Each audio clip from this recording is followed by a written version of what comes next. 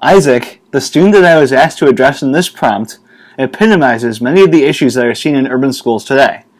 An 11-year-old boy, he is a product of a single-mother home, has learning difficulties, and behavioral problems. As per recent events, Isaac has lost control of his situation, and as such, does not know where to go for help. Today, I will establish Isaac's problem, including information on some potential diagnoses. Then, I will discuss some possible situations that I would personally implement to assist Isaac as a special education teacher. I will accomplish these tasks by using personal examples. Now, let us further elucidate the problems surrounding Isaac. After examining the prompt and conducting some research using the Diagnostic and Statistical Manual of Mental Disorders 5th edition, or DSM-5, I determined that, among other potential diagnoses, Isaac may have attention deficit hyperactivity disorder, or ADHD, conduct disorder, and/or a specific learning disorder.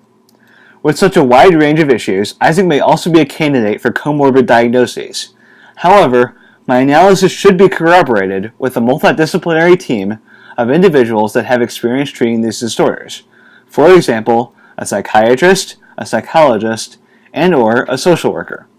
Further, Isaac does not have the organizational tools to succeed in the classroom, which compounds his behavioral issues additionally. The first issue I will discuss is Isaac's potential ADHD. Per the DSM-5, Isaac would fall under the ADHD unspecified type. This means that he does not meet the criteria of a full diagnosis of either the inattentive type or hyperactive impulsive type, but he does exhibit several behaviors seen in those diagnoses.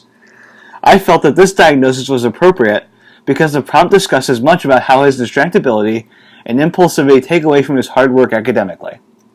The second issue I will discuss is Isaac's potential conduct disorder. Per the DSM-5 and the prompt, Isaac exhibited 3 of the 4 following categories that could diagnose him with conduct disorder: aggression to people and animals, destruction of property, deceitfulness or theft, and serious violation of rules. Isaac exhibited aggression to people and animals by fighting the peer on the bus. He exhibited destruction of property by breaking a window and stuffing towels down toilets so they would overflow. And finally, he exhibited a serious violation of rules by talking back to the principal and engaging in a shouting match with her. Although a full battery of tests is necessary for a true diagnosis, I felt that Isaac fit the criteria for a diagnosis of conduct disorder. Finally, I proposed that Isaac would be a candidate for a specific learning disorder. When examining the DSM-5, I saw that a differential diagnosis of ADHD was a specific learning disorder. Thus, I investigated this criteria. Isaac has academic issues that pervade into reading, writing, and math. This fact is consistent with the diagnostic criteria for a specific learning disorder, which covers deficits in reading, which are inaccurate or slow and effortful word reading and comprehension, writing, which are difficulties with written expression, and math, which are difficulties with mastering number sense, number facts, or calculation and mathematical reasoning. With these 3 diagnoses proposed, we can discuss some of the costly effects for Isaac. First, Isaac has substantial problems in academics, as evidenced by a potential specific learning disorder. Second, Isaac has problems socially, indicated by fitting criteria of a conduct disorder and reacting impulsively and physically. Third, Isaac has few, if any, people to turn to, while alienating himself with the principal. Additionally, his mother is working 2 jobs, which impacts him negatively as well. Lastly, Isaac may also suffer from the pervasive effects of overdiagnosis that plagues many schools and urban environments. Now that we've established the scope of Isaac's problem, let's investigate some of the potential solutions. As a special education teacher, I would recommend a 5-pronged approach to giving Isaac the help he needs. In my opinion, Isaac is in a highly untenable situation with a virtually non-existent support system around him. My solution would help Isaac restructure his thought processes, better understand himself, and also build in a support system for him at school as well as at home. In my proposed solutions, I will also draw from previous experiences I have had both with students I have worked with in a camp setting the past 2 summers, as well as my own experiences as a student who received services and was placed in the special education program at my school. These solutions are meant to provide Isaac a clear way to become more successful academically. Isaac has a tremendous amount of responsibility at home because his mother is his only caretaker. Thus, these interventions are necessary. My first solution is that we conduct a full battery of tests for Isaac. Before we take steps in the right direction, we first need to determine what the problem truly is.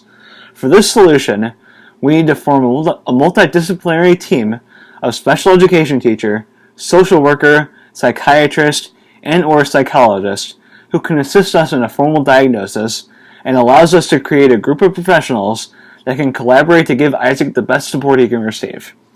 We are conducting these tests before any other kind of intervention occurs so that we have an accurate sense of what Isaac needs help on. Second, I propose that we schedule a meeting with Jessie, Isaac's mother. In this meeting, which will include the special education teacher, nurse, and mother, we will discuss a plan to maximize the efficacy of Isaac's medication. In this plan, I propose that we create a plan with Jessie to keep some Ritalin medication at school so we can monitor Isaac's medication in school.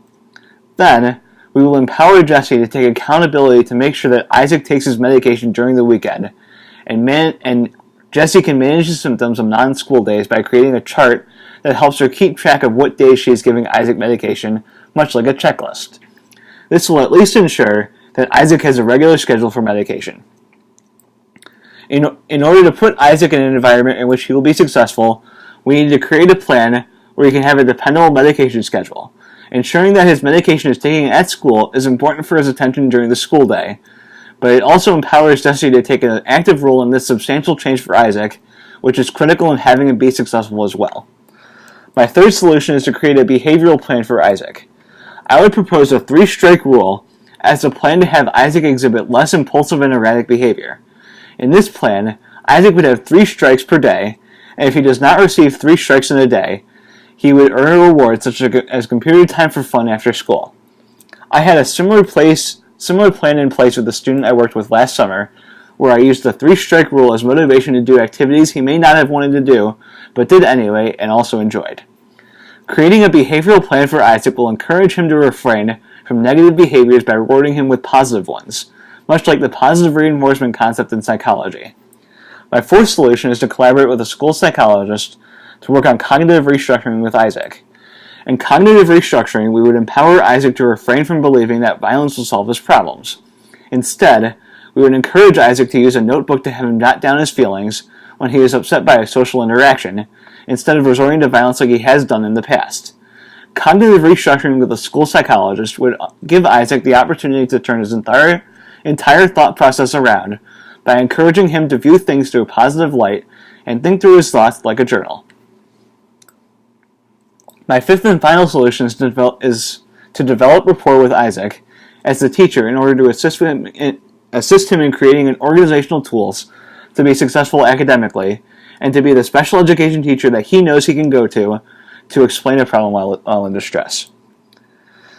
Creating organizational tools with Isaac can help us alleviate his academic problems because he becomes easily distracted.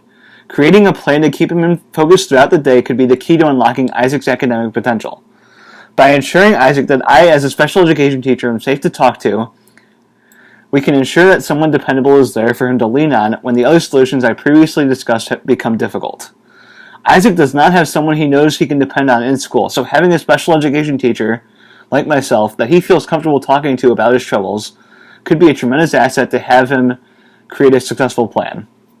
We would use this method when Isaac continues to engage in bad behaviors. When this occurs, Isaac will want to find someone dependable, which will be associated with me as a special education teacher, and as his teacher, I would be someone he can consistently depend on.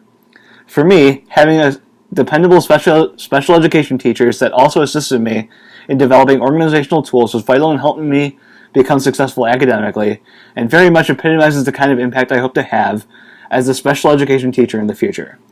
Now that we've discussed several solutions for Isaac, let's conclude. With these solutions, I believe that Isaac would have the tools that are necessary for him to succeed academically and socially. As a special education teacher, I would genuinely attempt to build a support system composed of the materials I highlighted in my potential solutions. Isaac has a tremendous amount of potential, but does not have a way to unlock it. My goal in special education is to accomplish that for every student I teach.